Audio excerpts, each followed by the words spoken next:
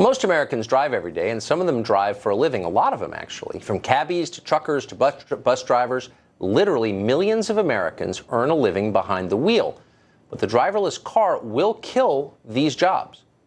Recently, Uber's driverless cars hit the streets of Arizona at the invitation of Governor Doug Ducey. Did he think about the consequences to American jobs? We asked him that question.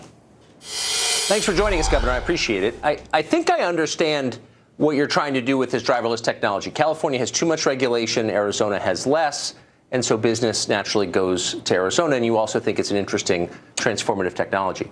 I agree with all that. But my question is, what's going to happen to all the drivers displaced by this technology? There are an awful lot of them.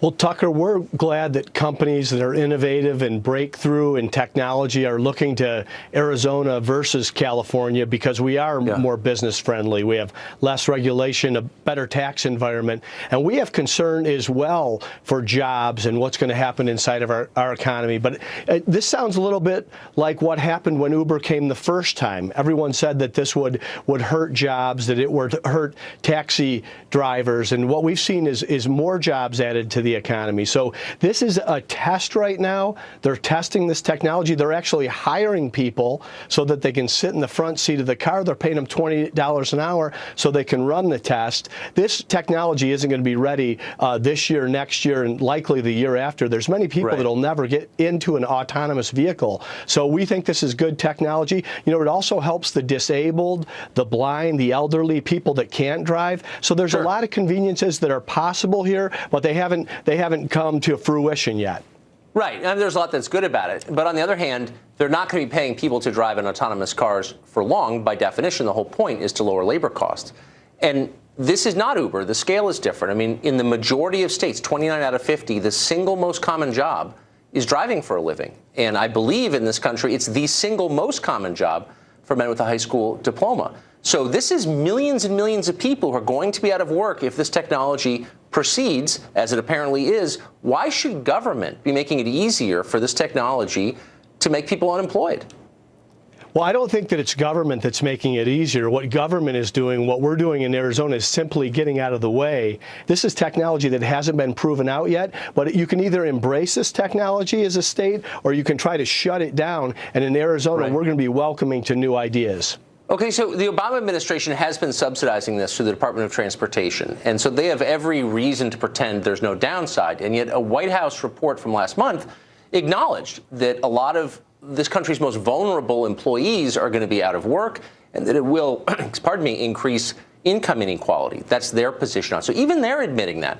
Shouldn't the companies benefiting from this do something, I'm not sure what, to alleviate the social dislocation this technology is going to cause? Well, the best thing to do in this type of situation is have an economy where jobs are being created. In Arizona, we've created, or the economy has created, 100,000 new jobs over the last 2 years. So we're doing some things right. We have openings in the service economy as well. So in terms of what government should be doing to punish companies for new technologies, I don't know that that's something that I'm in favor of. I want to see an economy that's creating new jobs and opportunities so people have options as we have these conveniences and innovations come to us. But not all new technologies produce more jobs than they destroy. In fact, in the last 20 years, we've seen net job loss because of technology. I'm not against technology. It's cool. It increases efficiency, but it doesn't increase jobs or pay. So those service industry jobs you mentioned pay less than driving jobs on average. And so the people who make less are more dependent upon government subsidies. You know this as a governor. So more housing vouchers, more unemployment insurance, more disability, more flat-out welfare. The public bears those costs.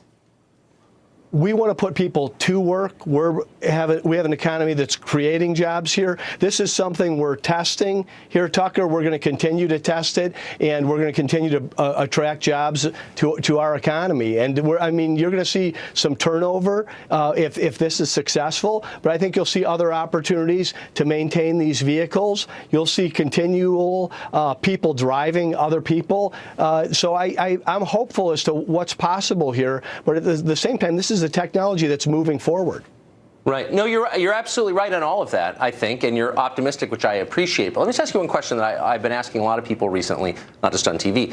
Who is thinking about what happens to all these people, not just the drivers displaced by autonomous vehicles, but by the line workers displaced by robotics, by physicians displaced by supercomputers, all the people whose jobs are going away because of technology. What are they going to do? And who's thinking about that? Do you know anyone who's thinking about it? I'm thinking about Arizonans every day and what's best for them, how I can create more jobs as our kids graduate from high school and college. So this is going to be in a unique and innovative economy. These opportunities are going to be there, but there's going to be some change, and we need to be thinking ahead about how we get people working and employed.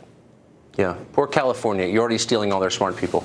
Governor, great to see you. We're going to continue. Thank you, Tucker. I bet you will. Thanks a lot.